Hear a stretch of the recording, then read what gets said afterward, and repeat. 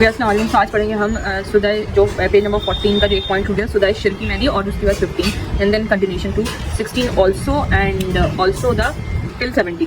सो यहाँ पे आता है सुदाई शिरकी मेहंदी। अब देखो इसमें क्या होता है कि मैदे की शिरकत हो गई, इसमें कुछ भी नहीं है, रिही भी नहीं है, बलगम भी नहीं है, कुछ नहीं है, सिर्फ और सिर्फ मैदे की शिरकत हो गई है। तो याद रखो जब भी आप खाना पोस्ट प्रेंडल जो पेन होता है क्या होता है कि खाना जो है खाना खाने के बाद और फॉरहेड में होता है और क्या है कि जुकाने से दर्द होता है। तो देखो इसमें क्या होता है कि जब आपका जो खाना खाने के बाद हुआ खाना की जो बुखारात है वो क्या वेगल का स्टिमुलेशन हो जाता है, क्या वेगल का स्टिमुलेशन होता है और जिसकी वजह से क्या होता है कि यहाँ पे क्या है पेट की प्रॉब्लम, मैदे की प्रॉब्लम है, स्टमक की प्रॉब्लम है, तो उसको ही सही करना पड़ेगा। तो अगर वॉमिटिंग की थ्रू अगर एम्पिटी हो जाए स्टमक या फिर जो है जो मोशन की थ्रू, जिसकी वजह से क्या होता है कि चीज़ बेहतर हो जाती है। आखिर की प्रॉब्लम मैदे में थी तो जब ये दोनों चीज़ें सही हो गई, जब चीज़ें एम्प्टी हो गई तो फिर आपका मैदा सही हो गया, जिसकी वजह से क्या होता है कि राहत मिलती है। तो बलगमी में क्या होता है कि खून जो है फस्त कर रहे थे, खून को निकाल रहे थे, जबकि यहाँ पे क्या है वॉमिटिंग और मोशन के थ्रू जो पेट को साफ किया जा रहा है, जिसके बाद क्या होता है और कैरोटिड मसाज दी जा रही है, क्योंकि इसमें आपको पता है कैरोटिड मसाज करने से दबाने से जो है वो रिलीफ मिलता है, क्योंकि वो डायरेक्ट जो है कैरोटिड आर्टरी जो है वो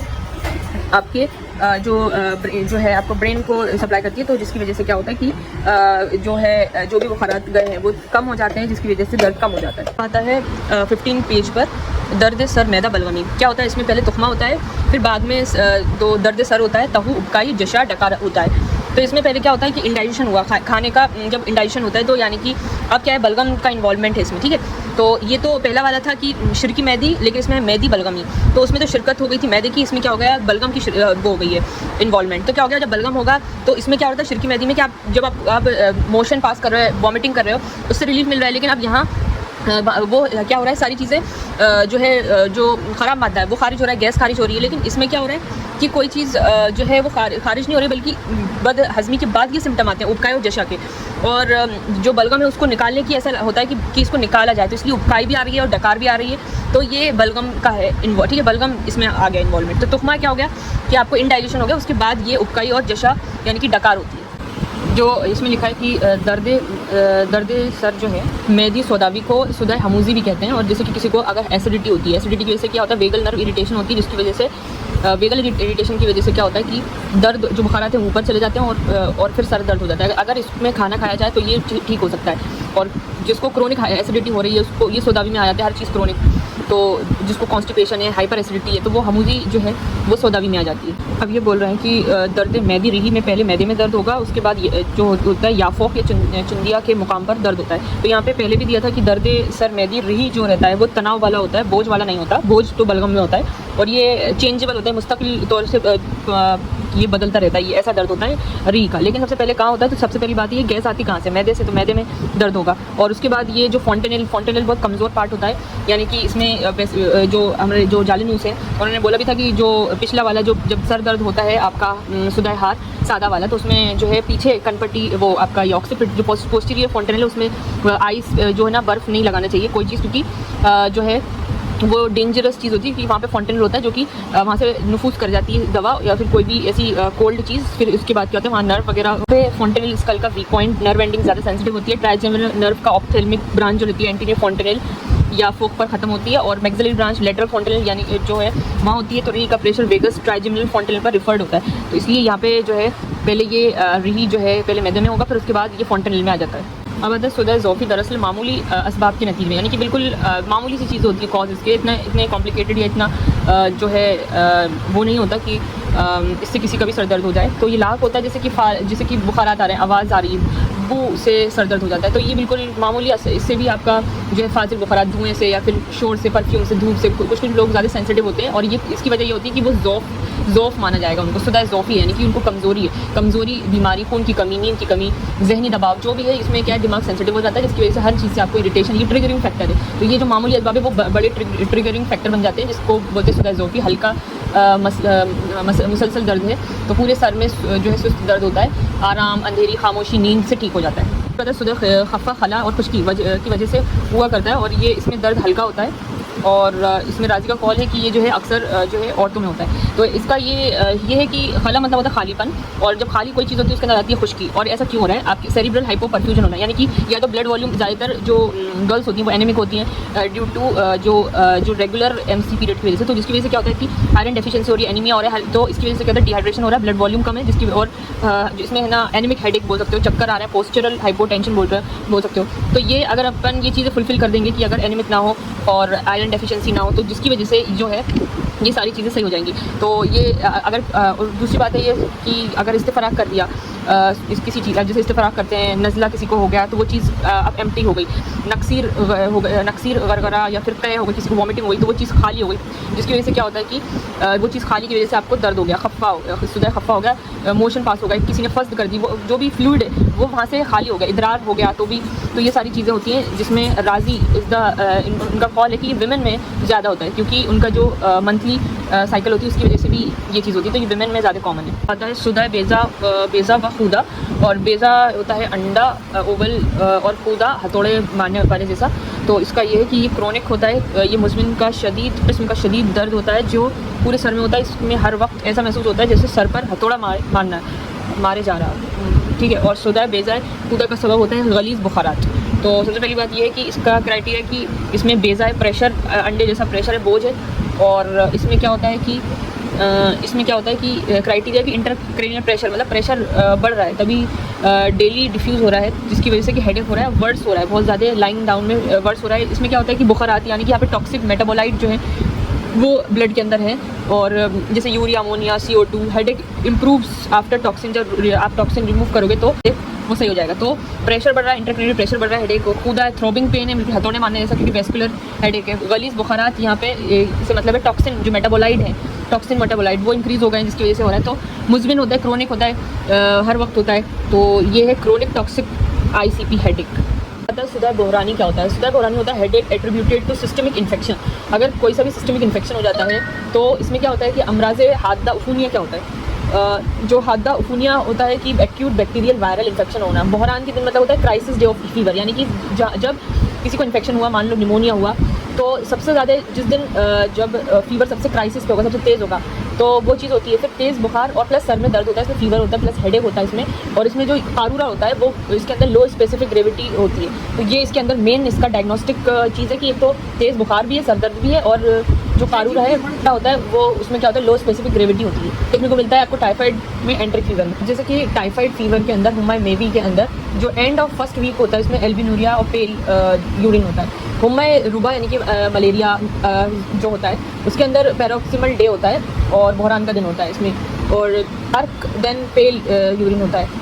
और दूसरी बात इसमें आती है आपका दूसरी चीज़ विच इज़ ज़ातुर्रिया निमोनिया, जिसमें क्राइसिस होता है 5 to 7 days, scanty then dilute urine होता है। हुम्मा मुतबिका यानी कि इन्फ्लुएंजा के अंदर 3rd और 4th डे बहरान का दिन होता है, जिसमें पेल और लो वॉल्यूम होता है। तो राजी ने क्या बताया था, उनका ऑब्जर्वेशन था टाइफाइड में क्राइसिस के दिन जो यूरिन है कारूरा है सफ़ेद हो जाता था। तो प्रोग्नोस्टिक साइन उन्होंने बहुत ही बेहतरीन पॉइंट बताया था। जैसे कोई आपको एक्यूट इन्फेक्शन होता है, क्या होता है इसमें बैक्टीरिया वायरस बॉडी में एंटर होते हैं, 3 से 7 दिन तक बुखार बढ़ता है, तो ये प्रोड्रोम फेस है। और क्राइसिस डे क्या है कि बहरान का दिन आया, यानी कि 7th और 14th डे पे साइटोकिन स्टॉर्म हुआ, यानी कि 3 चीज़ें में तेज़ बुखार आना, 103 से 104 डिग्री फ़ारेनहाइट जो है वो जो है फीवर पहुंच गया। और यहाँ पे क्या होता है कि सुधा होता है, इसमें शदीद सर दर्द होता है इसमें, और यूरिन जो कारूरा होता है सफ़ेद रकीक होता है। बहरान सुधा बहरानी यानी कि जो इन्फेक्शन पीरियड होता है, तो सबसे ज़्यादा क्राइसिस पे जो चीज़ होती है तो उसको सुधा बहरानी, उसमें फीवर भी होता है और सर दर्द होता है। फीवर क्यों हो रहा है? क्योंकि इन्फेक्शन चला गया अंदर। और इसमें जो यूरिन है उसका जो प्रोग्नोस्टिक चीज़ है कि ये रकीक होता है। सुधा दूधी, इसमें क्या होता है, दूधी मतलब होता है कीड़ा या फिर वॉर्म। शाज़ो नादिर मतलब बहुत रेयर कंडीशन होती है।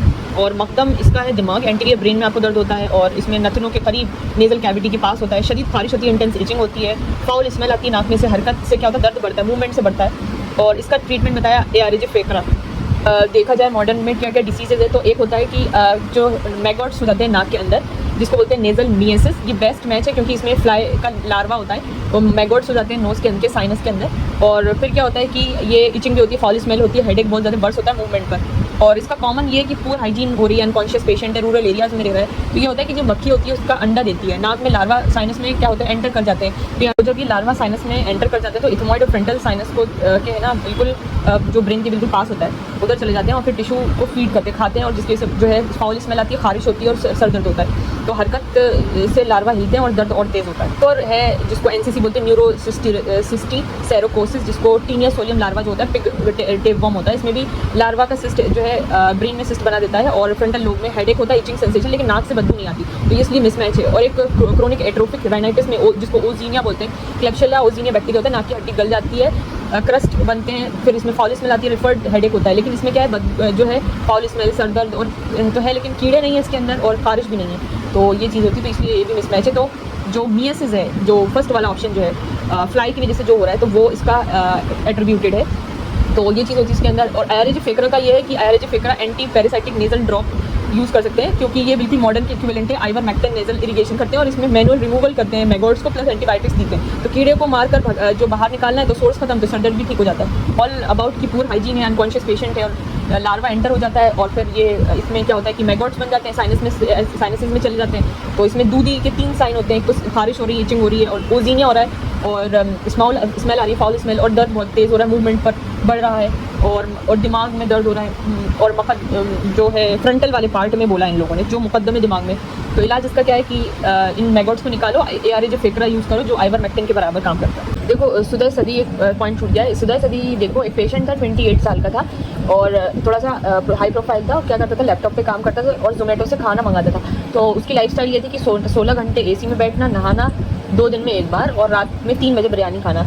तो ये क्या है शिकायत, चीफ कंप्लेन उसकी ये थी कि 15 दिन से अजीब हाल है, चेहरा फूला फूला लगता है और सर पर बोझ है, खाने के बाद और ज़्यादा सर दर्द हो जाता है। तो क्या होता है, चक्कर आते हैं और बढ़ता है सर दर्द। साहब ने पूछा कि पहले क्या किया था, तो उन्होंने बताया कि 1 महीने से जिम छोड़ दिया, रोज़ 2 प्लेट बिरयानी, नहाना वीकली और पूरे दिन कुर्सी पर बैठने वाला काम है। जब उसका मुआयना किया गया, एग्जामिनेशन किया गया, तो पता चला चेहरा जो है पफी है और उसकी आँख के नीचे सूजन है, इम्तिला हो रही है, पर इम्तिला हो रही है यानी कि वेन्स में जम गया। नब्ज का देखा कि नब्ज कैसी, तो नब्ज धीमी है, भरी हुई है, सुद्दा है, उरूक हुआ है, नालियों में सुस्ती है। हम देखी तो जुबान क्या सफ़ेद परत जमी हुई, क्योंकि ये जो है मैदे का जो भी जो फुजलात है वो खारिज नहीं हुआ। पेट दबाया कि सोचा कि हो सकता है मैदे की वजह से या फिर जो शिर की मैदी की वजह से दर्द हो रहा हो, तो दबाने से कोई भी फ़ायदा नहीं हुआ, पेट से कोई आराम नहीं हुआ, यानी कि सुदाई शिर की मैदी का नहीं है इन्वॉल्वमेंट। हमने बताया कि बेटा ये सरसाम नहीं है, सादा शिर की मैदी भी नहीं है, ये तो सुदाई सुद्दी है और इसका कॉज होता है कि ओवर ईटिंग, लेजीनेस और नहाना नहीं। सिम्टम है चेहरा इम्तिला, बोझ, खाने के बाद बढ़ता है, सर दर्द रूल आउट करा क्योंकि कैरोटिड दबाने से आराम नहीं मिला, तो यानी कि मादी तो रिजेक्ट। तो डायग्नोसिस क्या है, chronic venous congestion, headache secondary to sedentary life and poor diet. यही यूनानी इलाज है कि आप इसको हम्माम प्लस स्टीम देना है ताकि, और इसको परहेज़ करना है बिरयानी से, रियाजत करवानी है और हम्माम दल के देना है। अब ये 3 चीज़ें, 1 2 3 4 चीज़ें क्यों करनी है, हम्माम प्लस स्टीम जो है वो क्यों देना है, ताकि ये कंजेशन को ख़त्म करे, पेशन करे, स्वेटिंग लाए, यानी बंद करिए, क्योंकि लो सोडियम एंटी इन्फ्लेमेटरी डाइट। और इसमें यह होता है कि इसको एक्सरसाइज रियाजत करने को बोला था कि इंप्रूव वीनस रिटर्न और फुल तेज़ी से जो है जो कंजेशन ख़त्म हो, और कपिंग बोला इसको बोला है कि मसाज करने के लिए बोला है, मसाज या कपिंग करने के लिए बोला है, ताकि लोकल कंजेशन से रिलीज़ हो जाता है। इसमें तीफाल का नहीं बोला है, फर्स्ट तीफाल, क्योंकि खून में जोश नहीं है, सिर्फ सुद्दा है, ये जमा हुआ है, इसको हटाना है। हिजामा या दल्क देना है। तो वैसुदा खुमारी यानी कि अल्कोहलिक हेडेक में जो है फ़का इस्तेमाल किया जाता है। एल्कोहलिक हेडेक जो होता है, इसमें जो अल्कोहल या इथेनॉल ब्लड में जाता है, लिवर में जाता है, और ऐसी एल्डिहाइड जो है वो जहर का काम करता है, वैसे डायलेशन करता है, जिससे बुखारात है, मादा जो है वो वेसल को डायलेट कर देते हैं, ब्रेन को श्रिंक कर देते हैं, डिहाइड्रेशन कर देते हैं, टॉक्सिन प्रोड्यूस होते हैं, इससे साइटोटॉक्सिन, ट्राइजेमिनल नर्व फायर होती है और सुधा कुमारी हैंगओवर हेडेक हो जाता है। सुधा कुमारी को एक्सप्लेन करने का रीज़न ये है कि इसमें इस्तेमाल होती है फ़का। फ़का एक खुद फर्मेंटेड बियरी होती है। इसमें क्या होता है कि जौ का खमीर वाला शरबत होता है। बनाने का तरीका ये होता है कि जौ प्लस पानी प्लस मुनक्का फर्मेंट करना होता है। मिजाज इसका सर्द तर होता है और मकसद होता है कि खुमार उतारना, प्यास बुझाना होता है इसका मकसद। तो जो आपका जो अल्कोहल, इसमें 0.5 से 2% अल्कोहल यूज़ करते हैं। इसमें जौ से मिलता है आपको विटामिन बी, और इसमें इलेक्ट्रोलाइट मिलते हैं, सोडियम, पोटेशियम, मैग्नीशियम, और कार्ब्स मिलते हैं मुनक्के से, शुगर और वाटर में इसमें 90% से ज़्यादा होता है, और इसमें फर्मेंट से आपको CO2 मिलता है। तो फ़का जो है, तो इसमें यूनानी हकीम फ़का देते थे इस खुमारी उतारने के लिए। तो जो आपका जो होता है वो अल्कोहल जो B1 ख़त्म कर देता है, तो ये रिप्लेस कर देती है जो। दूसरी बात है आपकी जो इसमें इलेक्ट्रोलाइट्स होती हैं, डिहाइड्रेशन ठीक होता है, ब्रेन री एक्सपांड होता है, मुनक्के से आपको हाइपोग्लाइसीमिया ठीक होता है, एनर्जी मिलती है, और इसमें क्योंकि 90 वाटर होता है तो रिहाइड्रेशन होता है, इसका मेन इलाज यही होता है। और फर्मेंट है तो स्टमक सेटलिंग में भी इसका इस्तेमाल होता है। तो ये फ़का जो है बहुत ज़्यादा इंपॉर्टेंट है, और ये आप बोल सकते हैं 4 साल पहले हकीम इसको इस्तेमाल करते थे, और ये मॉडर्न मतलब एक तरह से देखें तो फ़का जो है जौ से बनी हल्की फर्मेंटेड ड्रिंक होती है और 0.5 से 2% अल्कोहल होती है। इसका इस्तेमाल होता है सदर हमारी में rehydration, vitamin D, methanol block करने के लिए। और ये एक तरह से मॉडर्न अल्टरनेटिव हम ORS और प्लस B1 देते हैं। तो ये फ़का में यूनानी का ORS है प्लस बियर का मिक्सचर है। तो ये इसके अंदर हैंगओवर जो है सही होता है, ज़्यादा इफेक्टिव भी है और सेफ भी है। सुदाय तज़ज़ी क्या होता है कि इसमें ट्रॉमेटिक इंजरी हो गई, इससे हेडेक हो रहा है। क्या हो रहा है? ट्रॉमा हो गया, एक्सीडेंट हो गया जिसकी वजह से ब्रेन हिल गया। हिल जाना किसी खेल में, सदमे में और जो है आप चोट लगने से, इस तरीके वाक़े की वजह से आपका अल्टीमेटली क्या हुआ? ब्रेन हिल गया। तो सुदाय तज़ज़ी की अलामत ये है कि इसमें आसाब और दिमाग के आसपास की रगें खिंची हुई मालूम होती हैं और इसमें सिद्र होता है, आँखों में अंधेरी आना और निस्यान होता है, भूलना, और कभी सकता और कभी हर किस्म की बुओं की एक ही बू महसूस होती है, इसमें ऐसा लगता है। तो सुदाय तज़ज़ी में बासलिक या कहल की फस्त खोलना मुफीद होता है। पहली बात है दिमाग हिल जाना, यानी कि इसमें एक्सेलरेशन या डिसेलरेशन इंजरी हुई है, और रगें खिंचना यानी कि आपका एक्सोनल इंजरी हुई है। अंधेरा आना यानी कि आपका आगे का और पीछे का, अगर आगे का पार्ट जो है इंजर्ड होता है तो क्या होता है कि इसमें अगर पीछे का होता है तो इसमें क्या होता है कि ऑक्सीपिट लोब यानी कि विजुअल कॉर्टेक्स जो होता है, ट्रॉमा वहाँ पे हुआ है तो वहाँ पे अंधेरी आ जाती है। और जो टेम्पल वाला लोब जो रहता है, टेम्पोरल लोब जो है में होता है, यानी कि हाइपोकैम्पस जो होता है, तो उससे भूल जाते हैं। तो टेम्पोरल रीजन वैसे भी सेंसिटिव एरिया रहता है, दो बोन्स मिलके एक तरह से आपका सूचड़ रहता है वो, और टेम्पोरल लोब वैसे भी बहुत ज़्यादा सेंसिटिव होता है। वहाँ पे क्या होता है? भूलने की बीमारी हो जाती है, निस्यान, यानी कि आप भूल जाओगे। सकता क्या होता है कि ब्रेन स्टेम इम्पैक्ट होता है, ट्रांजिएंट यहाँ पे LOC due to brain stem impact होता है। और क्योंकि यहाँ पे किब्रीफॉर्म प्लेट भी होती है, वो भी टूट जाती है, तो हर वो एक ऑल्फैक्टरी नर्व जो CN1 डैमेज हो जाती है। तो हर तरह की जो भी कुछ भी एक ही आपको स्मेल आती है। तो इसमें बोला फर्स्ट करने के लिए, क्योंकि प्रेशर इसमें बिल्ड हो रहा है और आपका अंदर ब्लीडिंग हो रही है, तो इंट्राक्लिनिकल प्रेशर बढ़ रहा है, तो उसको रिमूव करने के लिए फर्स्ट बोला है। ये एक जो है रेड फ्लैग होता है, बहुत ज़्यादा ब्रेन इंजरी का साइन है ये। अगर ये सिम्टम हो तो CT ब्रेन लाजमी होता है। अगर 5 मिनट का आपको सकता होता है, LOC होता है, अमनीज़िया होता है, भूल जाते हो, वॉमिटिंग हो रही है, फोकल डिफिसिट हो रही है, तो ये फर्स्ट जो है जो इंट्राक्रेनियल प्रेशर है वो मैनेजमेंट का प्रिमिटिव फॉर्म है। शकी का तो आपको पता है क्या होता है? शक मतलब एक पार्ट होता है, यानी कि एक पार्ट में जो दर्द होता है, पूरे आधे सर में जो दर्द होता है उसको माइग्रेन बोलते हैं, शकी का बोलते हैं। और जो जालिनूस है उन्होंने बोला भी है कि जहाँ वीकनेस होगी वहीं पर दर्द होगा, यानी कि एक तरह से जो कमज़ोर पहलू होता है उधर उसका इम्तिहान करना है और सर के वस्त तक पहुँचता है, मतलब कोई भी पार्ट से फिर बीच में सेंटर में आना। तो ये उन्होंने कहा था। फिर ये 12 इसके एपिसोड्स होते हैं और फिर आपको पता है कि लाइट से परेशानी, आवाज़ से परेशानी, बार इसकी जो है एपिसोड्स आते हैं, बारी आती हैं। और जो है इसमें क्या होता है? बहुत ज़्यादा दर्द होता है और इसमें क्या होता है कि शरीयान तड़पती हैं, तो ये सारी चीज़ें इसके अंदर होती हैं, उल्टी वगैरह सब आती है इसके अंदर। तो इसमें आप ये सारी पुरानी चीज़ें जो हम मॉडर्न में भी पढ़ते हैं, लेकिन इसमें ख़ास बात यूनानी की ये है कि इसमें साफिसिया और शराब रेहानी जो है इसका इलाज बताया है शकीके का। तो ये क्या होते हैं? दोनों चीज़ें ठंडी होती हैं। शराब रेहानी शराब नहीं है, ये एक तरह का सिरप होता है जो बतौर तिला मुस्तमिल है। तो ये दोनों ही चीज़ ठंडी होती हैं। इसके अंदर जो इंग्रेडिएंट होते हैं तुलसी के, गुलाब के, अंदन सफ़ेद होता है, किशमिश खुश्क होती है, तबशीर और कंद सफ़ेद होता है। तो ये सारी चीज़ें इसके अंदर होती हैं और ये ठंडी होती हैं और ये जो है डेली ले सकते हैं ये सिरप शराब रेहानी। और साफिसिया जो है ये एक तरह का जो इमरजेंसी में जो यूज़ होती है, ये साफिसिया होती है, ये भी एक तरह से सिरप होता है कि शकीके में क्या हो रहा है कि वेसल डायलेट होकर जो है धड़क रही है ना, एक तरह से डायलेट हो रही है। और शराब रेहानी जो सिरप रेहानी वो क्या कर रहा है कि वेसल को वेजो कंस्ट्रिक्ट करे, क्योंकि इसका सर्द खुश्क मिजाज होता है। तो ये जो है ये बहुत इंपॉर्टेंट चीज़ है, रेहानी, शराब रेहानी बहुत इंपॉर्टेंट। तो ये जो है आपका साफिसिया और शराब रेहानी, ये दोनों जो दवाएँ हैं शकीके की फर्स्ट लाइन है यूनानी में ट्रीटमेंट की। और इस जो साफिसिया है वो स्ट्रॉन्ग और एक्यूट अटैक में दी जाती है, और शराब रेहानी जो है माइल्ड प्रोफाइलेक्सिस और माइल्ड अटैक में दी जाती है। एनालाइसिस की ये जो शराब रेहानी है, मुरक्कब ये शरबत है, वो क्यों दे रहे हैं, इसी को क्यों चूज़ करा है? क्योंकि इसके अंदर गुलाब है, रेहान है, संदन, किशमिश, मिजाज इसका क्या है? सर्द-खुश्क के शकीका में क्या होता है कि वेसल डायलेट हो रही है, धड़क रही है, तो ये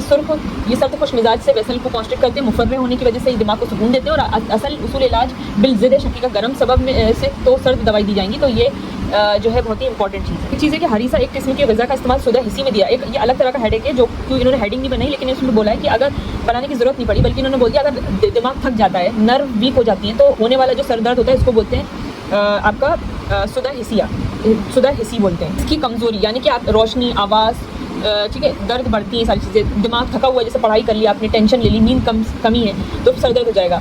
और पूरे सर में जैसे बोझ रहता है, तो वो तो आपका शकीका की तरह आधा नहीं है, पूरा सर इन्वॉल्व होता है। तो ये समझ लो आप स्ट्रेस है, हेडेक है, एंजाइटी आपको है, तो ये सारी चीज़ें आती हैं हिस्सी के अंदर, सुदा हिस्सी के अंदर। डाइट का बोला हरीसा क्या होता है कि कुव्वत हिस्सिया की जो ज़ौफ़ हो गई है, उसको जो नर्व वीकनेस हो गई है, लो ATP हो रहा है, तो इसको सही करती है। मिजाज सर्द है इसका, लो जो जैसे आपका मेटाबॉलिज्म जो है लो हो गया, पुअर सर्कुलेशन है, तो क्या करते हैं गेहूँ, गोश्त और घी दोनों 3 चीज़ों को मिला के complex carbs plus protein plus fat, मतलब कार्ब को भी मिला दिया इन्होंने, प्रोटीन को भी मिला दिया और फैट को भी मिला दिया।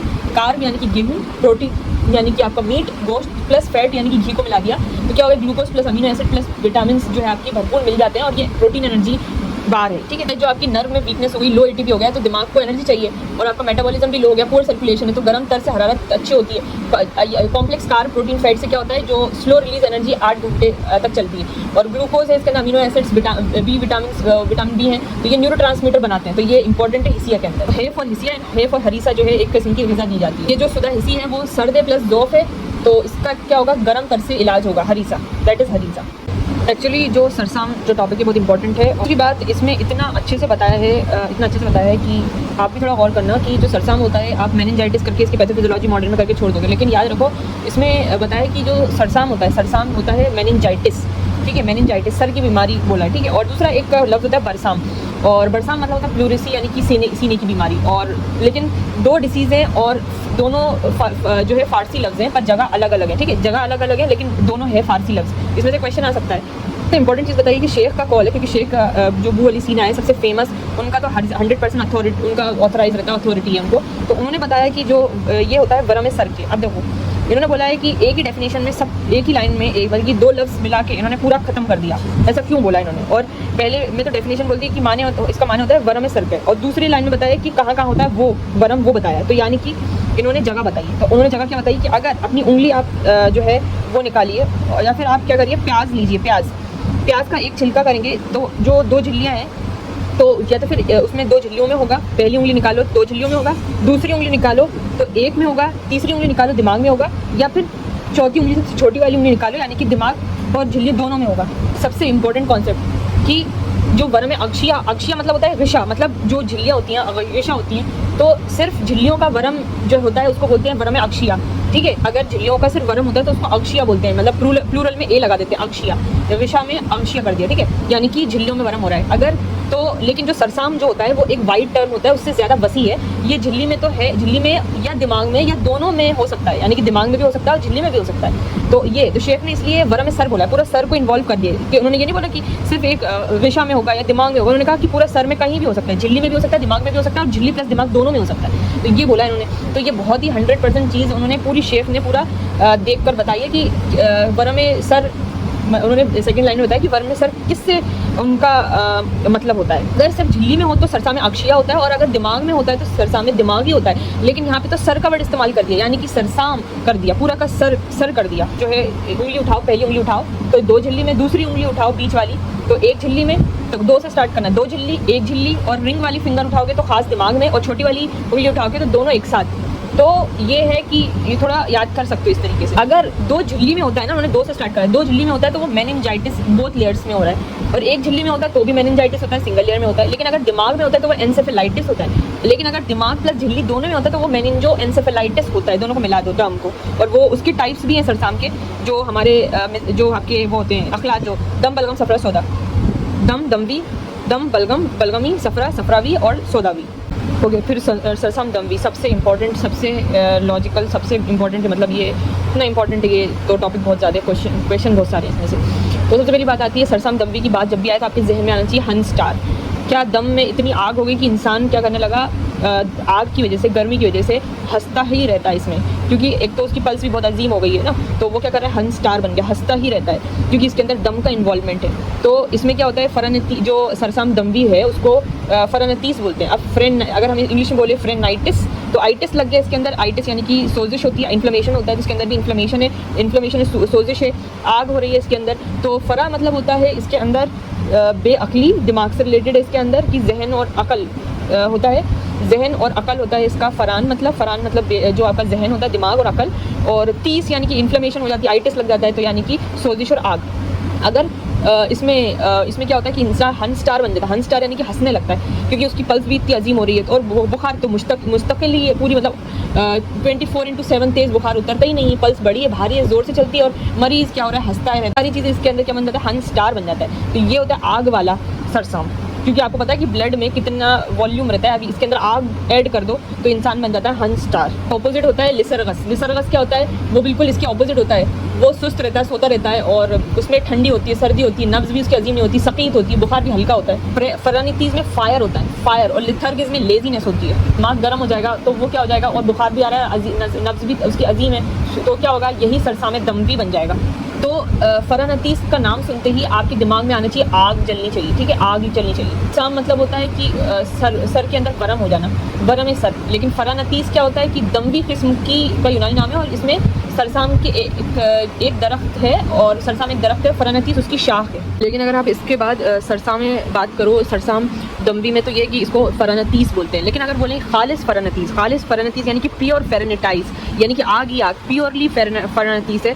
खालिस फरानतीस यानी कि सरसाम सफरा भी, यानी कि 100% आग वाला केस स्टार्ट हो गया। तो फरानतीस खालिस होता है, सबसे ख़तरनाक सरसाम होता है। और फरानतीस खालिस क्योंकि इसमें क्या है कि सफरा है। सफरा में क्या होता है कि 100% इसमें ये जो बाइल वाला, जो बिलियस वाला होता है, ड्राई हीट भी है इसमें, तेज़ दम भी से ज़्यादा तेज़ है हल्की, ठीक है। तो ये चीज़ें होती हैं इसके अंदर। तो सफरा क्या होता है, आग का फादर होता है, फादर ऑफ फायर इस सफरा।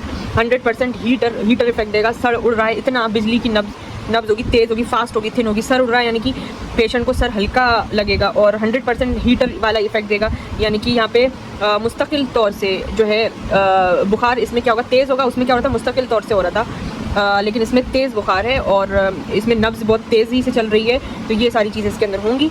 और सरी प्लस तेज़ है, बारीक हल्का होता है इसका पेशेंट, सर हल्का होता है, दम भी से भी ज़्यादा तेज़ इसमें हीटिंग होगी।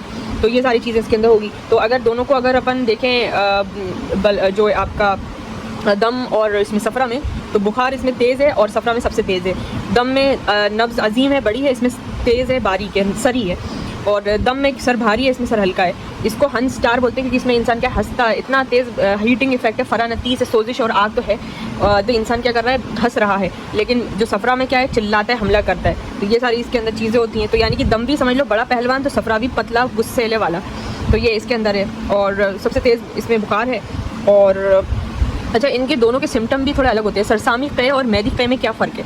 अगर किसी को सरसामी क़े आ रही है कि सरसाम की वजह से क़े आ रही है या फिर मैदी जो है स्टमक ख़राब होने की वजह से क़े आ रही है, तो दोनों में कैसे डिफरेंशिएट करेंगे? तो सबसे पहली बात होती है कि पहले क्या है, इसमें दिमाग क़े कर रहा है, दिमाग उल्टी कर रहा है या फिर मैदा उल्टी कर रहा है। देखो, अगर पहले इसमें अगर मैदा उल्टी करेगा तो क्या होगा, पहले मतली होगी, ठीक है, पहले मतली आती है, उसके बाद जो है क़े आती है। लेकिन सरसामी में ऐसी मतली नहीं आती, बिना मतली के जो है प्रोजेक्ट क़े है ये। फिर उसके बाद है कि इसमें मैदी वाले में जब क़े हो जाती है, यानी कि मैदा साफ़ हो गया, अब क़े रुक जाती है। लेकिन सरसामी में क्या है कि नॉन स्टॉप क़े है, मुस्तकिल जारी रहती है, क्योंकि ये इसका रिलेशन स्टमक से है ही नहीं। इसका तो पहले दिमाग का कॉज हटाना पड़ेगा, तब तो जाके कुछ हो पाएगा।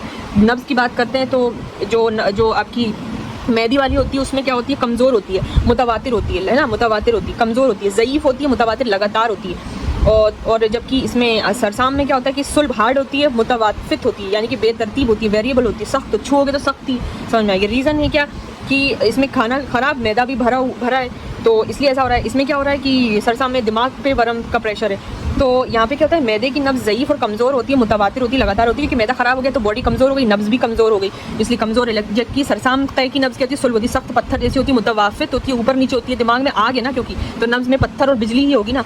फिर सर जो सरसाम में दिमाग पे वरम का प्रेशर होता है, इसलिए नब्ज़ बिल्कुल सख्त हो जाती है। मैदे में ऐसा नहीं होता, लेकिन तो इसलिए वो ज़ईफ़ होती है।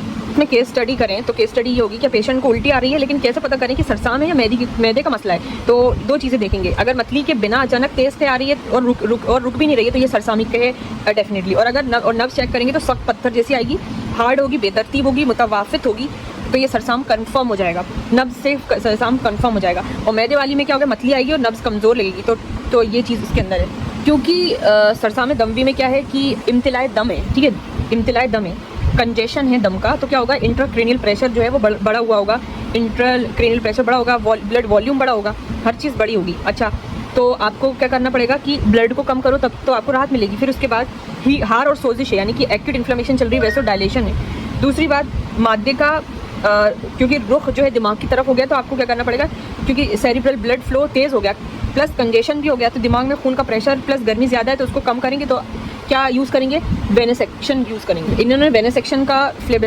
बॉटमी का भी इन्होंने गोल्डन आवर्स बताए आपकी मेनिंजाइटिस में, एंसेफेलाइटिस में, कि इसमें क्या होता है कि जो पहले 3 दिन होते हैं उसमें क्या होता है, सूजन है, ब्लड भी ज़्यादा है, यानी वेसोजेनिक फेस चल रहा है। अच्छा, और अगर आप चौथे दिन देखोगे तो ये फेस बदल के हो जाएगा साइटोटॉक्सिक फेस, यानी कि सेल मरने लगते हैं, प्लस पस भी आ जाता है।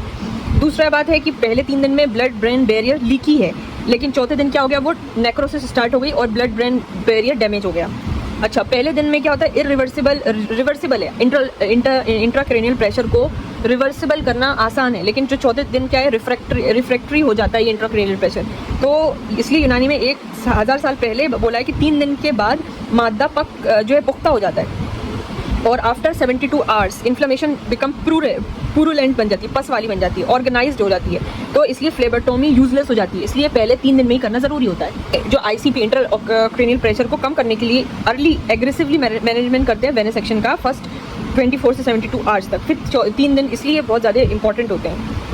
बोल रहे हैं कि टी फाइल की जो फर्स्ट है करने का, क्योंकि टी फाइल जो है सेरिब्रल जो सेफेलिक जो वेन होती है, इसमें हीमोडायनेमिक का काम कर रहे हो, ब्लड वॉल्यूम को कम कर रहे हो, सेरिब्रल ब्लड फ्लो और इंट्राक्रैनियल प्रेशर कम कर रहे हो, इन्फ्लेमेटरी भी कम कर रहे हो, यानी कि सर्कुलेटरी पायरोजन और साइटोकिन कम करना। टाइमिंग का इसलिए आपने ध्यान रखा, वेसोजेनिक एडिमा फेस में इंटरवेंशन है, जिससे इरिवर्सिबल डैमेज से पहले प्रेशर रिलीज हो जाए, और ये प्रिंसिपल इंट्राक्रैनियल प्रेशर मैनेजमेंट से मैच करता है। तो इसलिए फर्स्ट सुनते ही आपके दिमाग में इंट्राक्रैनियल प्रेशर रिडक्शन आना चाहिए। तो सरसाम जो आपका ये होता है दम वाला, उसमें टी फाइल की फर्स्ट खोली जाती है पहले 3 दिनों में।